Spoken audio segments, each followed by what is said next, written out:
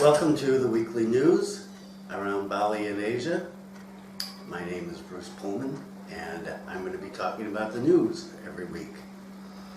These are short newscasts about topics of interest to those of us that live or visit Bali or Asia. I'll be covering all of Asia and maybe a little bit in Melanesia, another of my interest. And I'm an anthropologist. This newscast is coming to you from the Peripatetic Anthropologist YouTube channel.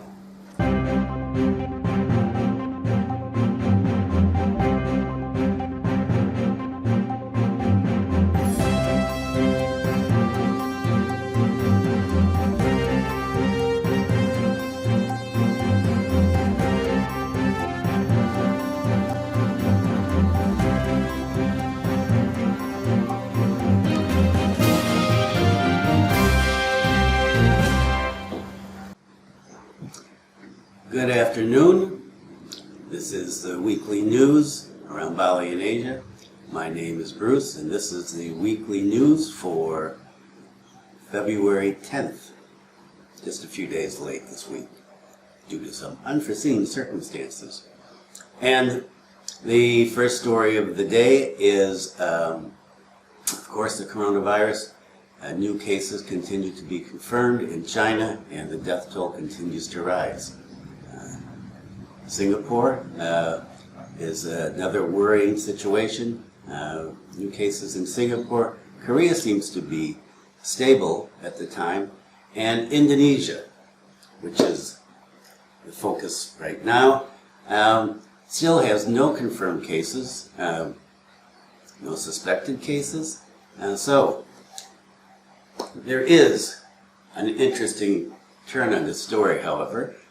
It was reported yesterday in the Jakarta Post and many other news sources that a Chinese patient who was in Bali from Wuhan, came to Bali from Wuhan and returned to China, to Shanghai, tested positive for the virus 8 days after returning from Bali.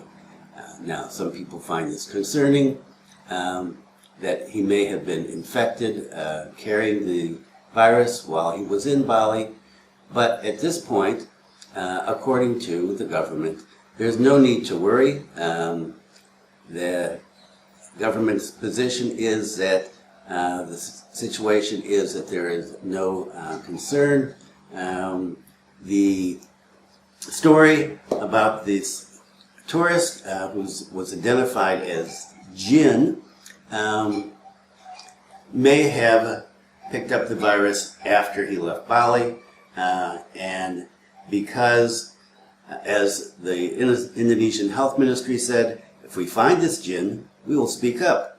There's no way we will tell people, hey, you are under observation because you might get infected by someone that I suspect of being infected by the virus.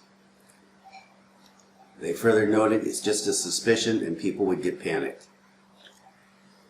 So, we're waiting to see how this story turns out, but in the meantime, people in Indonesia do not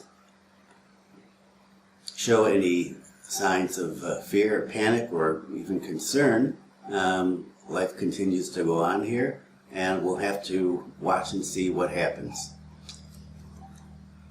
And let's hope this gets solved quickly. And our second story, good news for those of you in Bali and around Indonesia who worry about children riding motorcycles, Tykes on bikes. Well, this has long been practice in Indonesia for parents to let their young children ride bikes either to school or just around the kampung or the desa. It's been generally accepted. You can find children sometimes as young as 6 or 7 riding motorbikes with several of their friends or siblings on the back. Well, a group of law students has filed a case with the Constitutional Court in Jakarta that's calling for mandatory penalties for criminal prosecution of parents who allow children, underage children, to ride motorcycles. Now, how is this going to play out? Not sure. It certainly has been a practice, and I have to admit that I've had a few underage children riding to high school before they reached 17 because they needed to get to school, and their parents, not this parent, was not able to take them there. And everybody does it, and so of course it's been done. But there have been many cases of children in motorcycle accidents, fatalities, children crashing into other people, and according to my opinion, parents should be held responsible. Children should not be allowed to ride motorcycles until they reach a legal age. But this is Indonesia, so who knows how that's going to turn out. But good luck to the law students. And on to away from Bali and over to Papua and the beautiful area called Raja Ampat, well known for its diving and ecological diversity. There's been a problem over the past few years with cruise ships damaging coral reef, and recently the Raja Ampat District Administration has said that they plan on limiting the number of cruise ships entering the area. According to the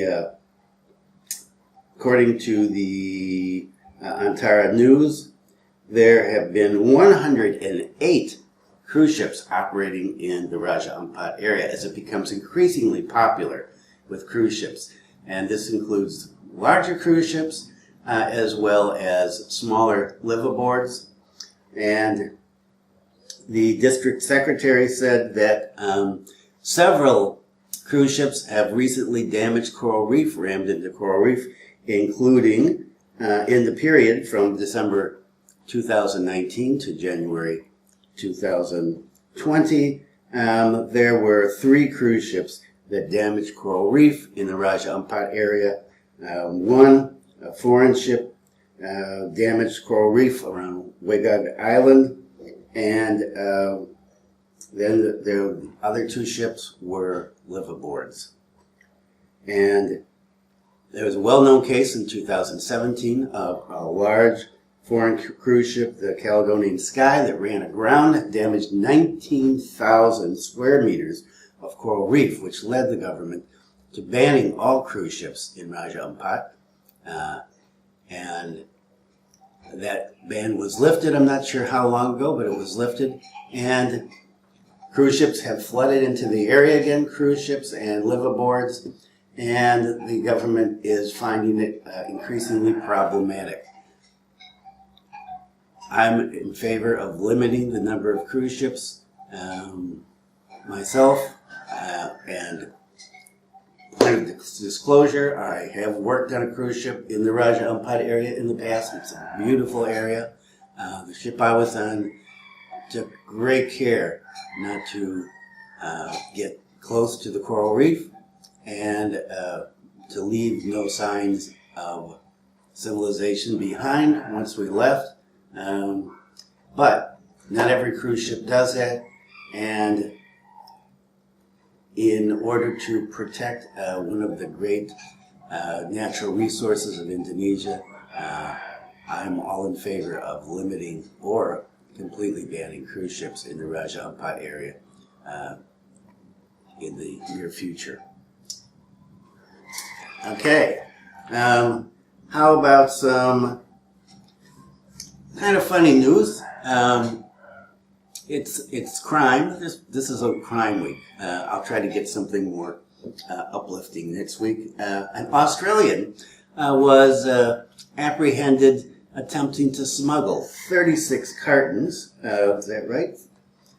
36 cartons of cigarettes that he bought in Kuta, at a mini market, and he attempted to smuggle them through the Perth International Airport. He was apprehended and pleaded guilty to 3 counts, 3 charges, and was fined approximately 40,000 Australian dollars.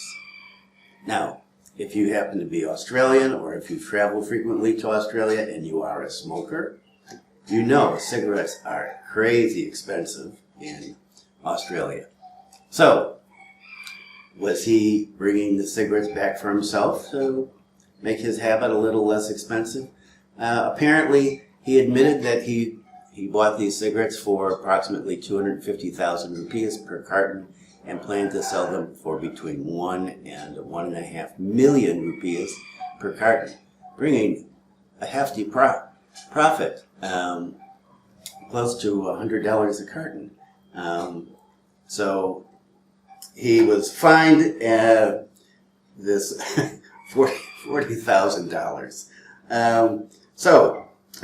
If you happen to be an Aussie, remember that you are only allowed to bring in 25 cigarettes per person anymore, and you will be prosecuted. Okay. That poor guy. This was, I don't know if this was last week. Take a look at, am I doing the right or the left? Okay. Take a look at the link here to a story last week or 2 weeks ago about the Russian couple who were arrested for growing pot in their rented house in Jimbaran. And if you remember the story, they were both kind of smiling when they were being led away by the police. Well, it turns out that the police have not been able to finish their investigation as of now, and this was reported in the Bali Post because they've decided not to cooperate. And if you take a look at this photograph here, you'll see that the Russian pot grower does not look as happy now that he has a shaved head and has been locked up. So the government plans on asking for a heavy sentence because obviously they were growing pot in order to sell it and distribute around the island of Bali. And so the government, in these cases, the penalty for selling and distribution is much higher than for personal use. So the Russian couple do not have happy times ahead. You'll notice if you come into when you come into the airport, there is a warning about drugs in Indonesia. Regardless of what you think about the law, this is Indonesia, that's their law. Penalties are severe. Wait until you get home to have a puff. And from the Bali Sun, a serial snatcher was arrested. A 29-year-old Balinese man is back in the habit of snatching phones from unsuspecting tourists.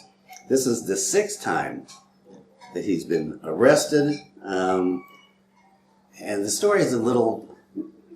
He's been arrested 6 times. I'm not sure why he's been out. The article wasn't really clear about whether he's been in and out of prison for this. But this was his 6th time. And he snatched an iPhone from a German tourist in SEMINYAK worth approximately 14 million rupees. Well, 14 million rupees is about 7 times, a little less than 7 times, let's say 6 times, the minimum wage in Bali. So, if you're a tourist, keep that phone in your pocket. The snatching jobs tend to be when tourists are out, they've got the phone either on a motorbike or just standing on a street looking for directions often, and they're looking, somebody comes by, bing, they take that. And phone snatchings are becoming increasingly common in the tourist area, so beware. And for our serial snatcher, hopefully he gets a heavy sentence. And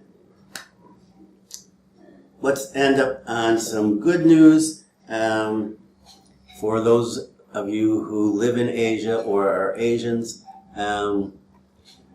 Everybody seemed to be overjoyed with the success of the South Korean film Parasite at the U.S. Academy Awards. It won 4 awards, including Best Director and Best Film. So congratulations to the director, Bong, and his cast. The film itself is really good. If you haven't seen it, I strongly recommend it. So, good news for Asians. They've broken through and been selected for Best Film. And I think that's about it for today. If you have any questions or comments, leave them below. And have a good day, be safe, and happy travels.